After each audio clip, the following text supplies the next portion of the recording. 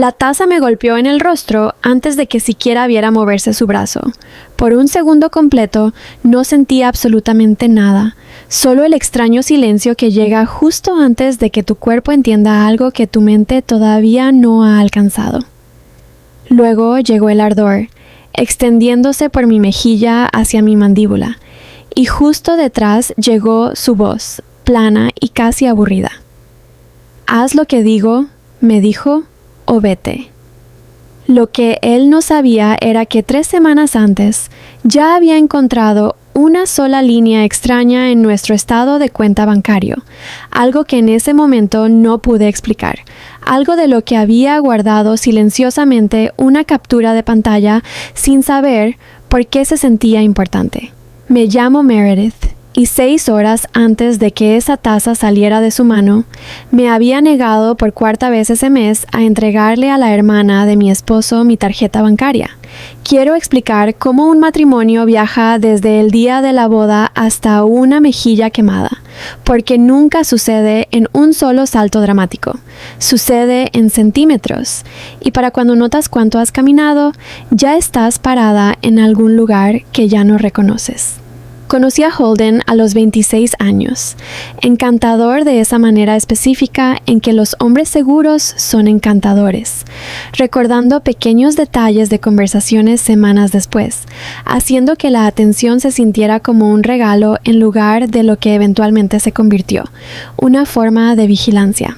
Nos casamos 2 años después, y para nuestro primer año, él ya había tomado control de nuestras finanzas conjuntas para que yo no tuviera que preocuparme, decía. El cuidado siempre se aplicaba solo a mí. Su propio gasto nunca estaba abierto a discusión. Camille, la hermana de Holden, entró en escena con más fuerza una vez que llevábamos casados unos 3 años. Ruidosa y magnética, siempre a mitad del lanzamiento de algún nuevo proyecto. Comenzó con pequeños préstamos, siempre temporales. Para nuestro 4º año, las peticiones dejaron de ser préstamos por completo, y Camille quería mi tarjeta bancaria directamente, no la de Holden, la mía. Lo que me inquietó antes de que pudiera siquiera explicar por qué fue un comentario que hizo, de pasada una tarde, mencionando mi límite de crédito exacto como si simplemente siempre lo hubiera sabido. Un número que jamás había discutido con ella. Me reí en ese momento, diciéndome a mí misma que Holden debía habérselo mencionado casualmente. Mirando atrás, ese fue el primer hilo del que debí haber tirado. Dije que no con calma. Y Holden no me defendió de la forma en que un esposo debería haberlo hecho. En cambio, me llevó aparte y me dijo con dulzura, casi con tristeza, que estaba lastimando a su hermana, que la familia se supone que se apoya entre sí. Recuerdo estar despierta esa noche, realmente cuestionándome si él tenía razón.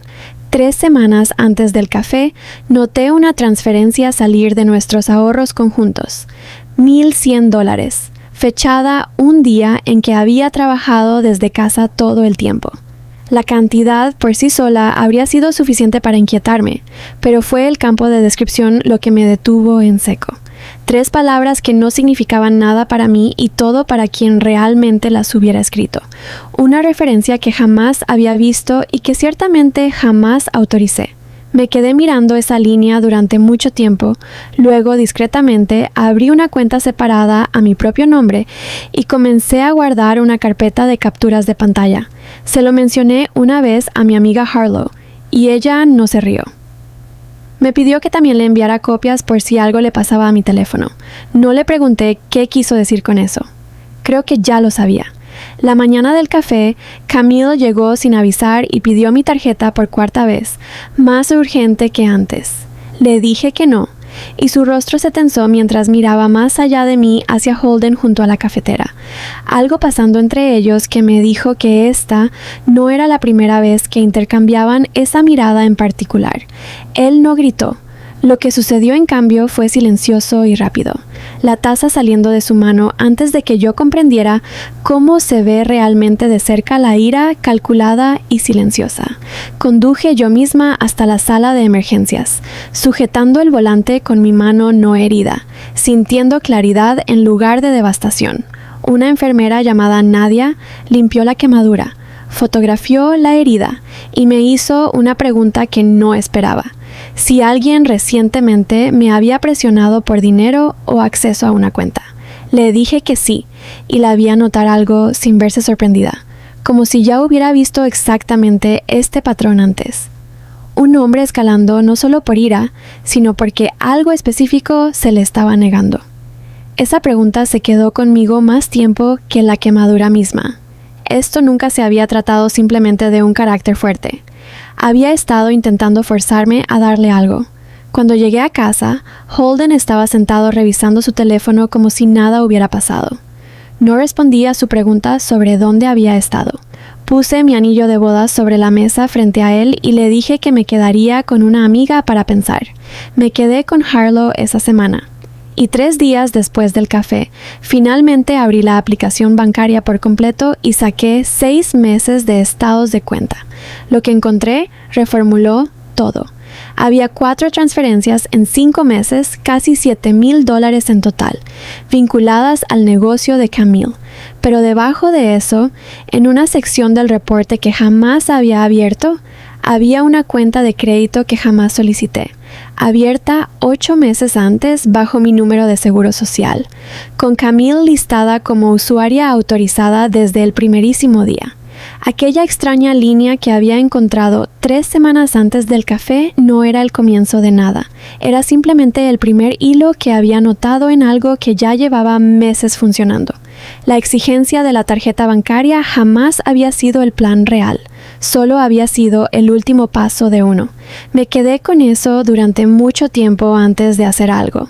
Al principio asumí que Camille lo había orquestado sola, usando cualquier información que Holden hubiera dejado escapar descuidadamente. Fue solo al leer la propia solicitud de crédito, reenviada más tarde por el departamento de fraude del banco, que noté que el correo de contacto listado en la cuenta no era en absoluto de Camille. Era una vieja dirección de Holden que reconocí de años atrás, una que había dejado de usar públicamente poco después de nuestra boda. Él no simplemente había permitido el plan de su hermana, había construido la cuenta él mismo y le había entregado las llaves, protegiendo silenciosamente su propio nombre de aparecer jamás en el papeleo. Me reuní con una abogada llamada Simone 2 días después y llevé la carpeta del hospital, los estados de cuenta bancarios, el reporte de crédito y mis capturas de pantalla. Me dijo que la mayoría de la gente espera hasta que es demasiado tarde para comenzar a protegerse y que yo no lo había hecho. Presentó una orden de protección citando la lesión documentada junto con el patrón financiero detrás de ella y marcó tanto las transferencias como la cuenta de crédito fraudulenta ante los investigadores del banco. Camille intentó contactarme 2 veces esa semana, no para disculparse, sino para explicar como si abrir una línea de crédito a mi nombre sin decírmelo fuera simplemente un malentendido familiar. No contesté ninguna de las 2 llamadas. La audiencia sucedió 3 semanas después del café. El abogado de Holden intentó enmarcar el incidente como un accidente, una taza que se había resbalado. La documentación de Nadia hizo que ese argumento colapsara casi de inmediato. Una vecina llamada Adele, que había escuchado voces alzadas desde nuestra cocina durante años, presentó una declaración escrita describiendo la tarde exacta en que me vio salir de la casa sosteniéndome el rostro. La jueza otorgó una orden de protección total, más silenciosa que cualquier momento de tribunal en una película, y de alguna manera más satisfactoria precisamente por eso. La parte financiera se desarrolló por sí sola después de eso, y esta fue la parte que más me sorprendió. En cuanto los investigadores confirmaron la cuenta fraudulenta, el banco la congeló y abrió un caso formal de robo de identidad. Más tarde supe, a través de documentos que salieron a la luz en el proceso de divorcio, que Holden también había abierto discretamente una línea de crédito separada bajo su propio nombre ese mismo año, usada para un depósito en un apartamento del que jamás supe que había estado buscando. No solo había estado ayudando a su hermana a cubrir un negocio fallido, había estado construyendo su propia salida al mismo tiempo, asumiendo que yo no tendría a dónde ir ni evidencia sobre la cual pararme para cuando finalmente la usara. No intenté destruir a ninguno de los dos yo misma. No lo necesité. En cuanto el caso de fraude fue presentado y se convirtió en parte del registro público, los propios socios de negocio de Camille notaron irregularidades en sus libros que coincidían exactamente con ese periodo y lanzaron su propia auditoría. Su negocio silenciosamente dejó de operar dentro de ese año. A Holden no le fue mejor. Las órdenes de protección y los reportes de fraude en nuestro estado se convierten en parte del registro público del tribunal, y una verificación de antecedentes rutinaria que su empleador realizó durante la renovación de un contrato con un cliente sacó el caso a la luz en cuestión de meses. Exactamente el tipo de revisión que una firma que manejaba las finanzas de otras personas no podía simplemente ignorar una vez que salió a la superficie. Dejó la empresa a principios del año siguiente sin ningún anuncio dramático. Yo simplemente dejé de cubrir a cualquiera de los dos. Dejé de justificar números extraños. Dejé de ser la razón por la que sus errores nunca los alcanzaban. Y todo lo que habían construido sobre esa base comenzó a colapsar por sí solo en el momento en que se lo permití. La madre de Holden me llamó unas 6 semanas después, la voz temblorosa, admitiendo que siempre había encontrado algo inquietante en cuán estrictamente él controlaba el dinero, incluso desde adolescente. No lo defendió. Me preguntó si estaba bien, y esa pregunta significó más de lo que esperaba, viniendo de una mujer que asumí que tomaría el lado de su hijo sin dudarlo. Para cuando el divorcio se finalizó 5 meses después del café, me quedé con la casa como parte del acuerdo, y la orden de protección se extendió 2 años adicionales después de que se presentaran como evidencia intentos documentados de Holden por contactarme. Me encontré con Camille una vez, 8 meses después, en el estacionamiento de un supermercado a 2 pueblos de distancia. Se veía cansada de una forma que jamás le había visto. Comenzó a decir mi nombre y simplemente asentí una vez, de la forma en que asientes ante un desconocido, y seguí caminando hacia mi auto. Todavía tengo la carpeta que Nadia me dio esa noche. La guardo en un cajón que ya no necesito abrir jamás, pero sé exactamente dónde está. La noche en que el divorcio se finalizó, me senté sola en la cocina donde todo había comenzado, en una casa que finalmente era legalmente enteramente mía, y me preparé una taza de café común, la misma marca, la misma repisa de tazas. Nada dramático en la elección, solo una pequeña negativa a dejar que una sola tarde me quitara algo más permanentemente. Se sintió más firme que el triunfo, como exhalar después de haber contenido la respiración durante mucho más tiempo del que había notado. Si alguien en tu propia vida alguna vez intentó hacer que el silencio pareciera amor, ya entiendes por qué necesitaba contar esta historia.